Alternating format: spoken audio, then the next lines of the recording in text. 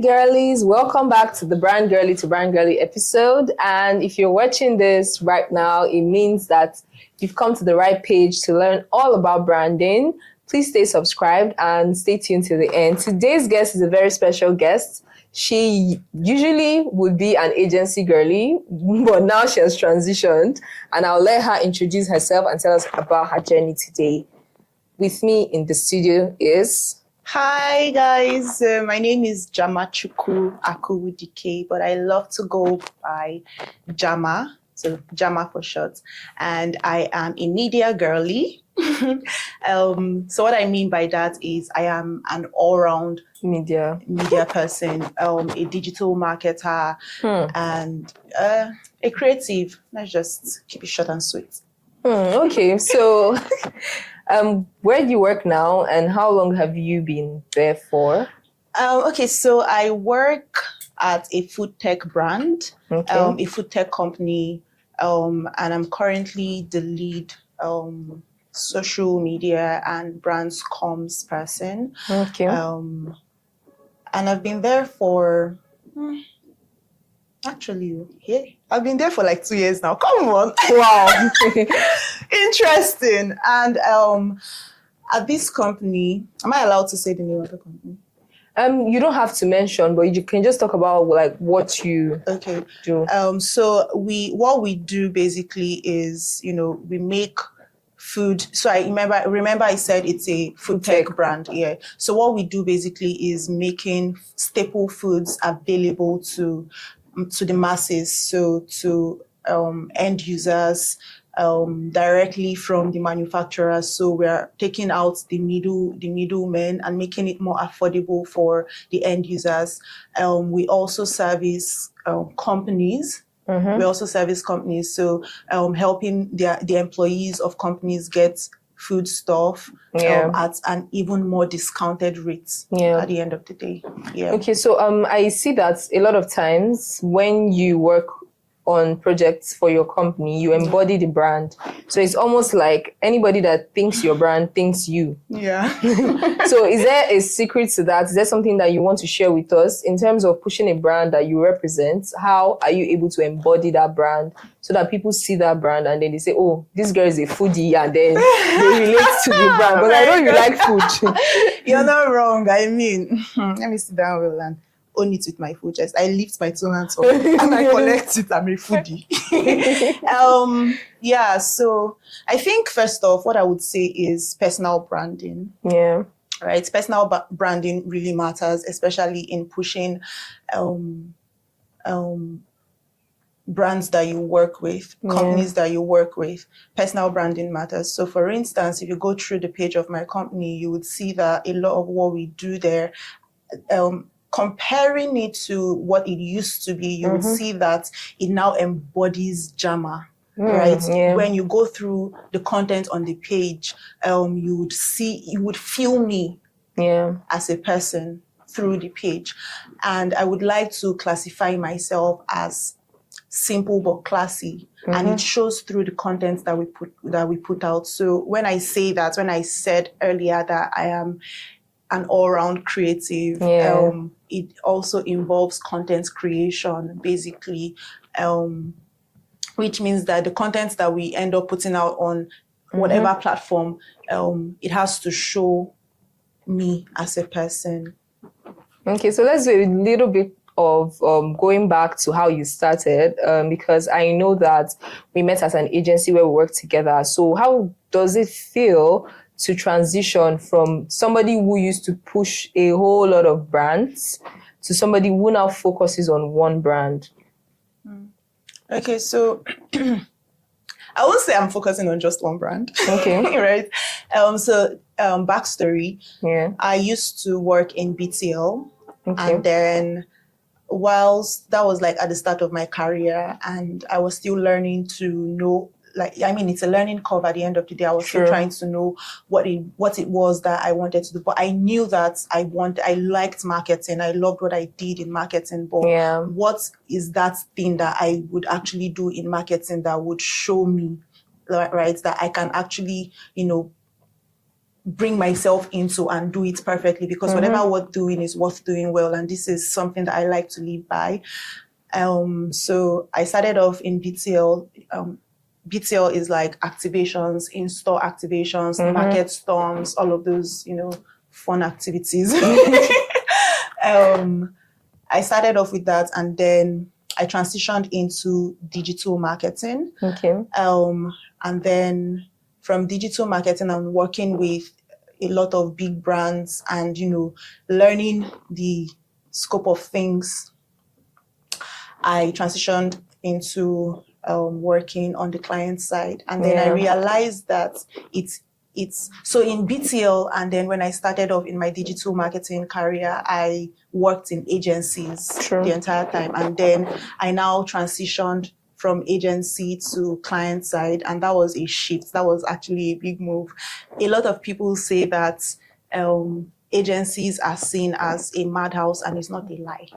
It's like a jungle. It's wild out there. But then I wouldn't change the experience for anything, because it taught me a lot, and it is still teaching me, because sometimes I just think back on what happened during my agency life and what is happening now, and I'm like, how would I have reacted then, and how should I react to the agencies that I work with now? How, you're now putting yourself in their shoes, because you were once there. You know how to treat them because you were once there, and now you're learning to be a client as well. Yeah. Initially, you were in that Fast and Furious world as an agency body, but now you're in the client side, which is a lot more strategic and slow. Somehow, yeah. I know how that feels, because sometimes when you're coming from a fast-paced organization, and then you just come in and it's just like everything is in slow motion. Yeah. And it's not like you're catching up now. You are trying to step back and then make yourself a bit, reactive than proactive. I don't know. That's why I said I would ask you about your transition process, because there are a lot of people that always crave to be on the client side and just do less work, but they don't consider the part where it's a bit slow. So funny thing is, I was one of those people that wanted to work on the client side after seeing the chaos in the agency life. And then when I got to the client side, I love it. I love it here. But then I would still want to work in the agency side, because I feel like on the agency side, you get to explore a lot of brands. A lot of, in the client side, you're literally working for one brand. Right. But then when you're in the agency side, you're working on different brands at once, and you see that your mind starts to grasp a lot of things. You learn a lot from the different brands that you work on, and it's I miss it actually. Let me know. So that's our but then I miss it actually. But then I love where I'm at right now. I really, really love where I'm at.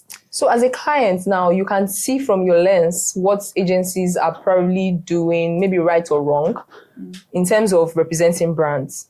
So I don't know if you guys have agencies that work with you, but if you don't, what do you think is that one thing that you'd expect every brand manager like yourself, who is on the agency side and also on the client side, to embody? So because you're representing a brand now, it's outside of your personal brand, you can't say that, what you do or what you are is what that brand is. How do you think now is the fastest way to win your heart? Like if someone was coming from an agency and the person is just going gra and the person is trying to impress you, what are those things that person should embody? So first off, I would say research is very important, right? Yeah. You have to research the brand that you're coming to work with or work for. And once you have researched, effective communication is also very important. You need to know how to communicate with your clients. This is me speaking to agency bodies now. You need to learn how to effectively speak with your clients. And when you speak with them, you need to make them understand that you know this brand now, right? You have researched. Be polite when you speak, but you need to let them understand that you know this brand and you're ready to take ownership from the agency side. Clients don't expect brand managers on the agency side to be very lackadaisical about their business, right? So they need to make their clients understand, be confident as well, letting these clients know that they understand the brand and they are ready to take ownership. Once they do that, I just feel like the clients would take them seriously and they would trust them to, hold the business together. Yeah. So I also agree with what you've said, because many people now are just evolving in the brand space, and you see where somebody that never thought that they would be a brand manager also just gets poached by one of those brands that you've worked with and impressed and stuff like that. Now, how do you balance novelty? So as a brand manager, how do you balance bringing new ideas that brands have never done anything outside of the box before? And let's say you work with one of those brands, like you said that your brand has been transformed with the way they used to be. So you had to introduce a lot of new ideas, I guess. How do you think that you were able to pull that off? Because you would have to go through a lot of stakeholders, a lot of approvals, a lot of people that would have to sit with your idea so that it works for them. How do you introduce innovation, newness to a brand that you are managing? So first off, I would say you need to know your onions as a brand manager, whether on the client side or on the agency side. You need to know your onions. What you're pitching to your bosses, at the end of the day, it has to have value. And what they want to know is, how much is this thing going to bring for the business? How much are we going to gain from this thing, right? So whatever you're pitching to the client, even if it's not sales at the beginning, like at the start, there has to be a ripple effect of that thing that you want to do. So know your onions, be very research oriented, be very tech savvy, be willing to learn, take feedback. Don't take feedback as these people are coming after me. Understand that some feedbacks can be valid. Some feedbacks might not be valid, but then every feedback is very useful, right? Take feedback from bosses, take feedback from subordinates, and just, keep pushing, keep doing better.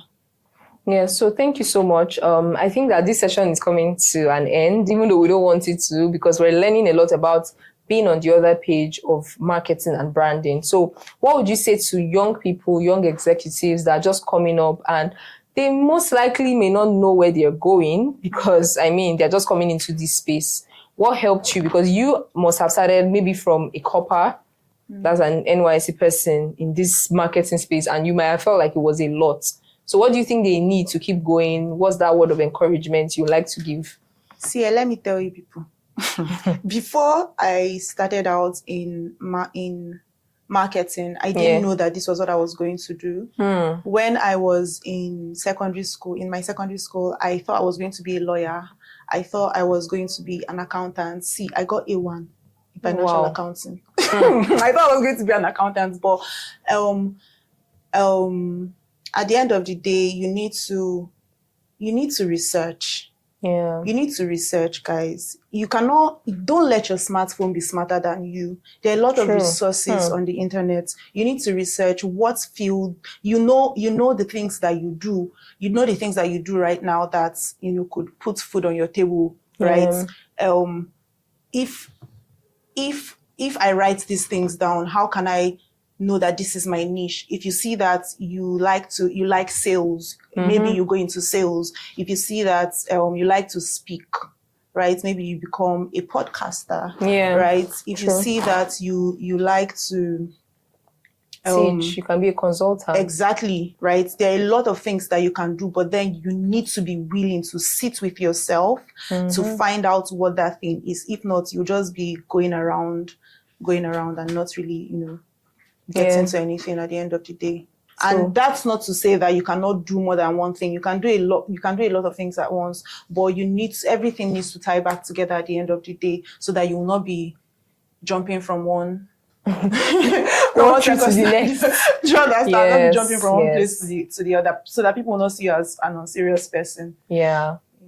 So thank you so much, Jama. I'm very, very interested in knowing how your journey would end, whether you end up still on the client side or the agency side. I'm interested in doing So we'll stay tuned to get that update from you. Thank you so much. Thanks for coming. Thank you really love guys for being here. really staying till the end. And I trust that we heard a lot of what she said and we're able to grab one or two from it. I know that I grabbed something. Don't let your smartphone be smarter than you because you also always have to be ahead in terms of industry updates and trends. In this space, you can be anything, but it's what you have to offer that people would look at and how you're able to sell yourself because people are not leveraging their social networks. And I think that's one of the things you did when you started. You were even a content creator on Instagram for a while. Yeah. So I followed your journey. There is something I like to say to people that your social media, your LinkedIn profile, your your Instagram profile, your feed itself is like your personal billboard. So you need to build it. So when people find you, they know your value at the end of the day. True. Yeah. Thank you so much for that. And I hope that you guys learned one or two as well. Please stay subscribed and leave a comment below if you have a question, like, share with your friends, and be back for our next episode.